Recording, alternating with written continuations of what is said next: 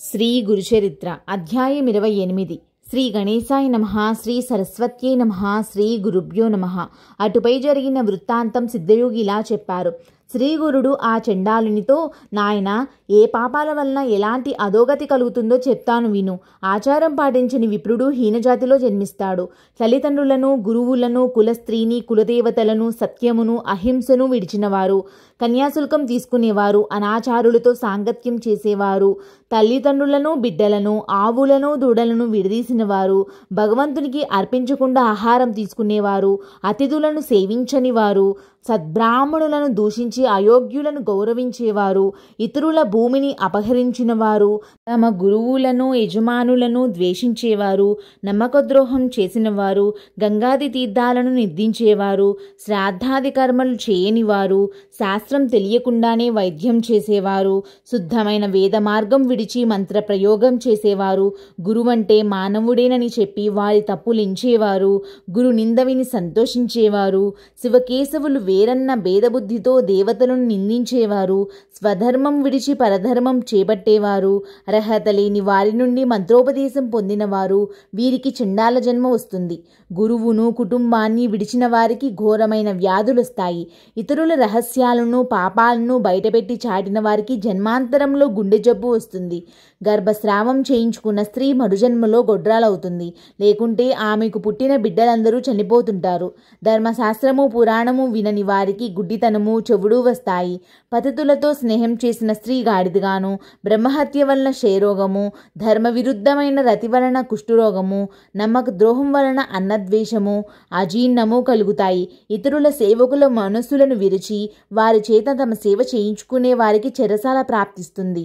పుణ్యకర్మలను నిరసించేవారు, వారి మాటలు నమ్మినవారు, ప్రజాహితకరములైన చెరువులు, బావులు, తోటలు, మార్గాలు, యజ్ఞాలను ధ్వంసం చేసేవారు, ఏకాదశి మొదలైన వ్రతాలలో పగలు భుజించేవారు, దానమిచ్చి దానిని తిరిగి స్వీకరించేవారు, ఇచ్చిన మాట తప్పేవారు, పరధర్మం అనుష్ఠించేవారు, తమ పుణ్యాలు ఇతరుల పాపాలు ఏకరువు పెట్టేవారు, దాంభికుడు, దుస్సంగుడు, యంత్రమంత్రాలతో ఇతరులను చంపేవారు, కర్మభ్రష్టులు, ఇతరులకు సంతాపం కలిగించేవారు, మరణించాక యమలోకంలో సూక్ష్మ శరీరంతో శిక్షలు అనుభవించి తర్వాత చండాల యోనులలో జన్మిస్తారు.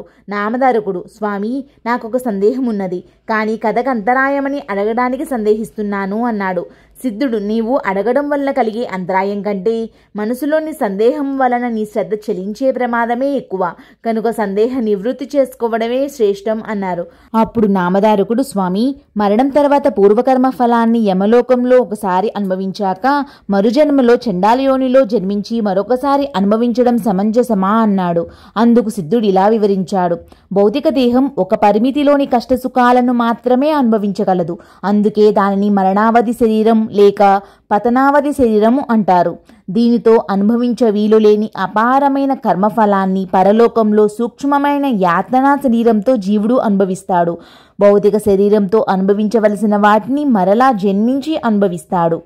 నామధారకుడు, ఏ పాపాల వలన ఏ జన్మలొస్తాయో ఉదహరించండి అంటే సిద్ధుడిలా చెప్పారు. ఏమి చేస్తే జండాల జన్మ కలుగుతుందో కొంత చెప్పాను. అంతేకాక క్రోధము, శూద్ర స్త్రీల పట్ల కామశక్తి, ఎద్దునెక్కుట, అల్లము, ఆకులు మొదలైన రసవస్తువులను, వేదాలను అమ్ముట, భగవదర్పితం కాని ఆవు పాలు త్రాగుట, నిషిద్ధానము, దుర్మార్గుల నుండి దానం స్వీకరించడము, ఇతరుల జీవనాధారం అపహరించడము, సంధ్యాకాలంలో నిద్రించడము, బ్రాహ్మణుడికైనా మరుజన్మలో చండాల జన్మ కలిగిస్తాయి. యమలోకంలో అనుభవించే శిక్షలు 8,40,00,000. వీటిలో ప్రధానమైనవి 21. పాపి మరణించగానే యమభటులు వాడి ప్రాణాలను యాతనా శరీరంలో బంధించి అడుగుబెట్ట వీలులేని భయంకర మార్గంలో తీసుకుపోతారు. వాడు ఆకలి దప్పుల వలన నడవలేక నడుస్తుంటే యమభటులు వాణ్ణి భయపెడతారు. వాడు మూర్చపోతే వాణ్ణి లేపి చీము నెత్తురు ప్రవహించే వైతరణి నదిలో ముంచుతూ లాక్కుపోతారు. ఇలా యమలోకంలో శిక్షలు అనుభవించాక వాడు భూమిపై జన్మిస్తాడు, లేక వాసనాబలం వలన భూతంగానో ప్రేతంగానో ఉండి శిక్షను అనుభవిస్తాడు. గురుద్రోహి, విప్రులను పరాభవించినవాడు బ్రహ్మరాక్షసులవుతారు. హీనులను సేవిస్తే గాడిదగాను, అతిథిని విడిచి భుజిస్తే కోడిగాను, ద్రవ్యాపహారి ఒంటెగాను, ఫలపత్రాదులు దొంగిలిస్తే కోతిగాను, తేనె దొంగిలిస్తే పక్షిగాను, మాంసమపహరిస్తే గ్రద్దగాను, అన్నమపహరిస్తే మిడతగాను, జలమపహరిస్తే చాతక పక్షిగాను, ధాన్యమపహరిస్తే మిడతగాను, విషమపహరిస్తే తేలుగాను జన్మిస్తారు. స్వర్ణాపహారి క్రిమికీటకాదులుగానో పక్షిగానో పుడతాడు. గడ్డి దొంగిలిస్తే పశువుగాను, మంత్రరహితంగా పూజిస్తే కాకిగాను, మిత్రద్రోహి గ్రద్దగాను జన్మిస్తారు.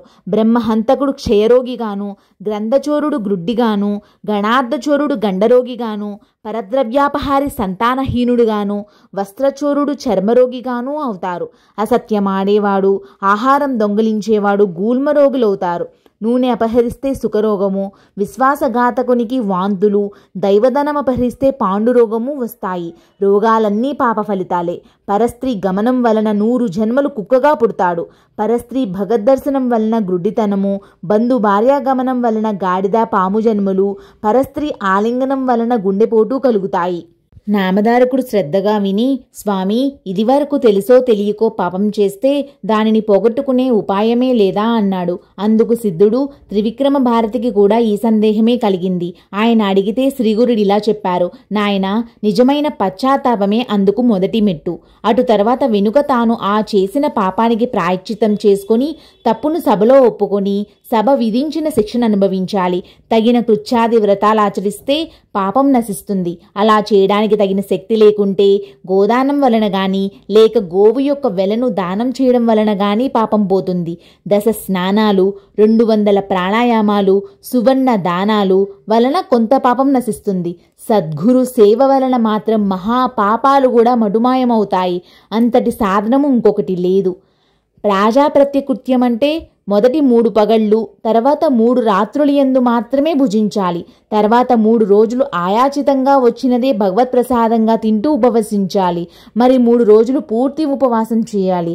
10,000 గాయత్రీ జపము, అందులో 10వ వంతు గాయత్రీ హోమము చేసి 12 మంది బ్రాహ్మణులకు భోజనం పెట్టి గోదానం గాని లేక గురుగింజ ఎత్తు బంగారం గాని దానమివ్వాలి. శుక్లపాడ్యమి నాడు 1 ముద్దతో మొదలుపెట్టి పూర్ణిమ వరకు రోజుకొక ముద్ద పెంచుకుంటూ రావాలి. పౌర్ణమి నాడు 15 ముద్దలు భుజించాక మరలా రోజుకొక ముద్ద తగ్గించుకుంటూ వచ్చి అమావాస్య నాడు ఉపవసించాలి. ఇలా చంద్రకళలను అనుసరించి భుజించడం చాంద్రాయణ వ్రతం. అసలు పగలు 12, రాత్రి 15 ముద్దలు తీసుకొనడమే ఆరోగ్యానికి మంచిది. స్వల్ప భోజనము లేక పాలు మాత్రమే మాంసం సేవిస్తే పాపశుద్ధి కలుగుతుంది. మారేడు దళాలు, రావి మండలు, పద్మాలు మొదలైనవి నీటిలో వేసి స్నానం చేస్తే కొంత పాపం నశిస్తుంది. గంగా స్నానము, రామేశ్వరంలో సముద్ర స్నానము, పుణ్యక్షేత్రంలో అనుష్ఠానము వలన కూడా పాపాలు నశిస్తాయి. 1,00,000 గాయత్రీ జపం వలన మద్యపాన దోషము, 1,00,000 గాయత్రి వలన బ్రహ్మహత్యా పాపము, 7 లక్షల జపం వలన స్వర్ణం దొంగలించిన పాపము పోతాయి. సర్వ పాపనాశనానికి పావమాన సూక్తం 610, ఇంద్రమిత్రము అను 2 సూక్తాలతోనూ, కస్యసూనమనే సునశేష సూక్తాలతోనూ, సమ్న ఇంద్రాగ్ని అనే శాంతి సూక్తాలతోనూ, త్రిసుపన్నం, పౌరుషం, నాచికేతం, అఘమర్షణం అనే సూక్తాలతోనూ ఒక 6 నెలలు వేదపారాయణ చేస్తే మహాపాపాలు కూడా తొలగుతాయి. సర్వ పాపశాంతి కోసం దర్భసహితమైన తీర్థాన్ని, పంచగవ్యాన్ని అంటే ఆవు యొక్క పంచితము, పాలు, పెరుగు, వెన్న, నెయ్యి స్వీకరించాలి. భార్యాభర్తలిద్దరూ పాపం చేస్తే ఇద్దరూ ప్రాయశ్చితం చేసుకోవాలి. స్వయంగా పాపం చేయకపోయినా పాపుల సహవాసం చేసినా కూడా ప్రాయశ్చిత్తం అనుభవించాలి. నామధారక, నిండు కళ్ళు ముంతను ఎంతకాలం గంగానదిలో పెట్టినా ముంతలోని కళ్ళు బయటకు, నీళ్లు ముంతలోకి ఒక్క చుక్కైనా ఎక్కవు. అలానే భగవంతునిపై భక్తి లేకుండా ఎన్ని ప్రాయశ్చిత్తాలు చేసుకున్నా పాప విముక్తి కలుగదు. తర్వాత శ్రీగురుడు ఆ చండాలునితో, నీవు తల్లిదండ్రులను విడిచిపెట్టడం వలన, గురువులను దూషించి వారిని విడిచి వేరే ఉన్నందువలన నీకు చండాల జన్మ లభించింది. 1 రోజులు సంగమంలో స్నానం చేస్తే క్రమంగా శుద్ధుడవై వచ్చే జన్మలో సద్బ్రాహ్మణుడుగా జన్మిస్తావు అని చెప్పారు. అప్పుడు ఆ చండాలుడు, స్వామి, మీ కటాక్షమనే గంగా ప్రవాహం వలన నేను పాప విముక్తుడినయ్యాను. మానస సరోవరంలో మునిగిన కాకి హంసగా మారినట్లు, పరుసు వేదిని త్రాకిన ఇనుము బంగారమైనట్లు మీ దర్శనం వలన పవిత్రుడనైన నాకు ఇవన్నీ ఎందుకు? నాకు జ్ఞానం కలిగేలా మీరు అభిమంత్రించి నన్ను విప్రులలో చేర్చండి అని వేడుకున్నాడు. శ్రీగురుడు: పూర్వ పాపకర్మ ఫలితంగా ఇలాంటి రక్త మాంసాలు పంచుకొని పుట్టి పెరిగిన నీకు అదెలా సాధ్యము? పూర్వం విశ్వామిత్రుడు బ్రహ్మర్షిని అనిపించుకోవాలని కొన్ని వందల కొద్ది సంవత్సరాలు మహా తపస్సు చేసి తనకది ప్రసాదించమని ఇంద్రాది దేవతలను కోరాడు. ఆ పని వశిష్ఠ మహర్షి వలన కావాల్సిందే కాని తమ వల్ల కాదని ఆ దేవతలు చెప్పారు. అప్పుడతడు ఆ వశిష్ఠ మహర్షిని ఆశ్రయించగా ఆయన అది సాధ్యపడదని చెప్పారు. అందుకు విశ్వామిత్రుడు కోపించి వశిష్ఠుని 9 కొడుకులను చంపాడు. వశిష్ఠుడు అతనిని శిక్షించలేదు కానీ అతడు బ్రహ్మర్షి అని మాత్రం అంగీకరించలేదు. విశ్వామిత్రుడు క్రోధంతో ఒక పెద్ద బండనెత్తి వశిష్ఠ మహర్షి పైన వేయాలనుకున్నాడు.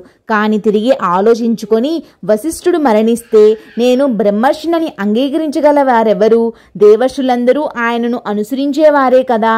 ఈయనను చంపడం వలన నాకు లేనిపోని బ్రహ్మహత్యా పాతకం కూడా చుట్టుకుంటుంది అని తలచి పశ్చాత్తాపంతో ఆయన పాదాల మీద పడ్డాడు. అప్పుడు ఆ బ్రహ్మర్షి, నాయనా, ముందు నీవు సూర్యకిరణాలతో నీ శరీరాన్ని తపింప చేసుకొని కొత్త శరీరం చూపు అన్నాడు.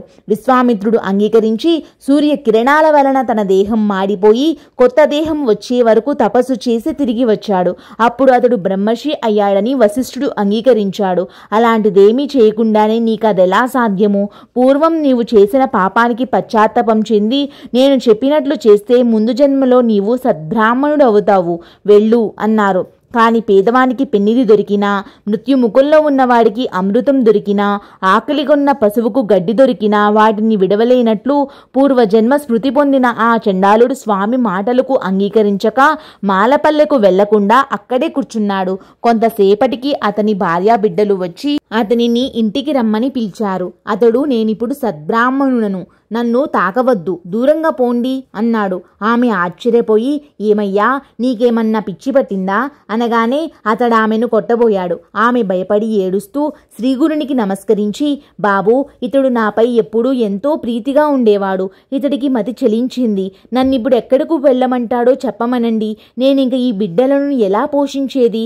స్వామి, మీరే ఈయనకు బుద్ధి మార్చాలి, లేకుంటే నేనిక్కడే ఉరివేసుకుంటాను అని గోలపెట్టింది. శ్రీగురుడు నవ్వుతూ అతని కేసి చూస్తూ, నాయనా, ఇకనైనా నా మాట విని ఇంటికెళ్ళు. భార్యా పిల్లలను ఏడిపిస్తే నీకింక సద్గతి లభిస్తుందా? సాంసారిక సుఖం అనుభవిస్తూనే నీవు జన్మ పరంపర నుండి బయటపడగలవు. లేకుంటే ముందే పెళ్లి చేసుకోకుండా ఉండవలసింది. సూర్య చంద్రుల సాక్షిగా పెళ్లి చేసుకున్న దానిని విడిచిపెడితే నీకు మహాపాపం వస్తుంది అన్నారు. అతడు చేతులు కట్టుకుని, స్వామి, నేను సద్బ్రాహ్మణునన్న జ్ఞానం కలిగాక అలా చేయడం నాకెలా సాధ్యం అన్నాడు. శ్రీగురుడు నవ్వుకుని, ఇతని వంటి మీదనున్న విభూది తొలగిస్తే కాని ప్రయోజనం లేదు అని తలిచారు. ఆయన ఒక శిష్యుణ్ణి పిలిచి ఒక శ్రీమంతుడు పిసినారి అయిన బ్రాహ్మణుని తీసుకుని రమ్మని పంపారు. అతడు గ్రామానికి వెళ్లి ధనాసతో వాణిజ్యం చేసుకుంటున్న ఒక పిసినారి బ్రాహ్మణుని తీసుకొచ్చాడు.